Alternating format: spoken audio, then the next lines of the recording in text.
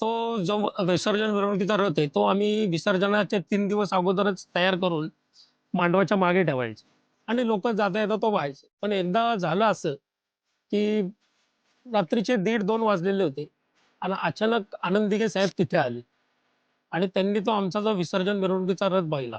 आम्ही कल्पना नव्हती आम्हाला, की कोण आले, कोण आले. सहज गेलो तर आनंद दिघे साहेब होते. त्यांना तो विसर्जन मिरवणुकीचा रथ इतका आवडला. त्यांचा नवरात्र उत्सव खूप मोठा असतो.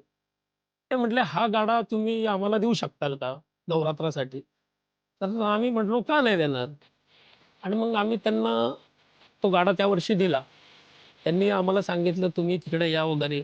बाकी त्यांचं नेणं वगैरे सगळं त्यांनी बघितलं. त्यांनी नेला. मग आम्ही म्हटलं, "आता हे वर्ष झालं असेल." पण पुढच्या वर्षी सुद्धा आनंद दिघे साहेब स्वतः आले. रथ झालाय का तयार होय. आणि तिथनं जी परंपरा चालू झाली, तर बरीच वर्ष नाथुबा मंडळाचा विसर्जन मिरवणुकीचा रथ आनंद दिघे साहेब स्वतः मुंबईला घेऊन जायचे. आमचे कार्यकर्ते तिथे जायचे. त्यांची ते चांगली उठबस करायचे. हे असे अनेक गोष्टी आहेत.